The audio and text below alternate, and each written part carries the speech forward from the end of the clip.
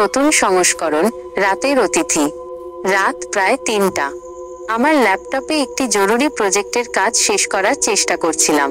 গ্রীষ্মের রাত হলেও আমার পুরনো ফ্ল্যাটের চারদিকে একটা অদ্ভুত শীতলতা ছড়িয়েছিল। হঠাৎ করেই কারেন্ট চলে গেল। লোডশেডিং। বিরক্ত হয়ে ল্যাপটপটা বন্ধ করে দিলাম।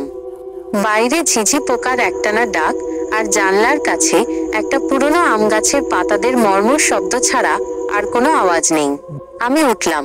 মোবাইলের টর্চ জ্বেলে বারান্দায় এলাম। বারান্দাটা পুরনো দিনের মতো করে সাজানো। ঝুলন্ত লণ্ঠন, একটা দোলনা আর কিছু মাটির টব। লণ্ঠনটা জ্বালাতে গিয়ে আমি থমকে গেলাম। অন্ধকার বারান্দার কোণে কেউ একজন দাঁড়িয়ে আছে। প্রথমে ভাবলাম আমার মনের ভুল, কিন্তু আবার তাকাতেই দেখলাম হ্যাঁ, কেউ একজন আছে। তার চেহারাটা আবছা, কিন্তু তার চোখ দুটো জ্বলজ্বল করছে, যেন দুটো জ্বলন্ত অঙ্গার। আমার মনে হলো আমি চিৎকার করতে চাই, কিন্তু আমার গলা দিয়ে কোনো আওয়াজ বেরোচ্ছে না। একটা শুকনো পাতার শব্দ হলো। আমি চোখ বন্ধ করে ফেললাম।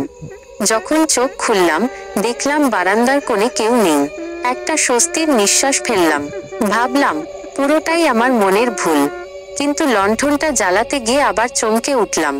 লণ্ঠনের পাশে একটা লম্বা কালো চুল পড়ে আছে। আমি জানি আমার বাড়িতে এমন লম্বা চুল নেই, আর সেই চুলটা দিয়ে একটা বিশ্রী পচা ফুলের গন্ধ বেরোচ্ছিল। আমি দৌড়ে ঘরে ফিরে এলাম। বিছানায় শুয়ে পড়লাম।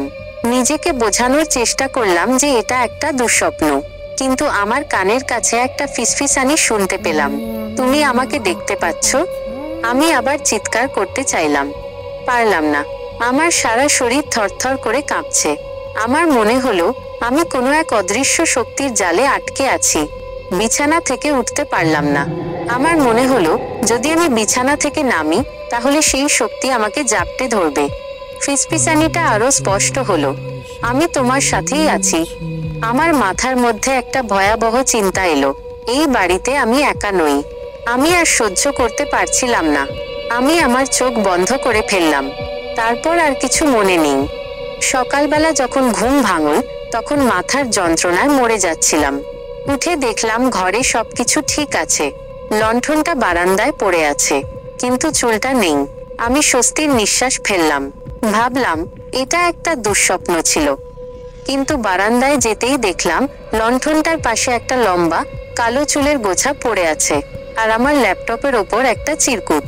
তাতে লেখা, তোমার জন্য অপেক্ষা করছি। আমার সারা শরীর ভয়ে হিম হয়ে গেল।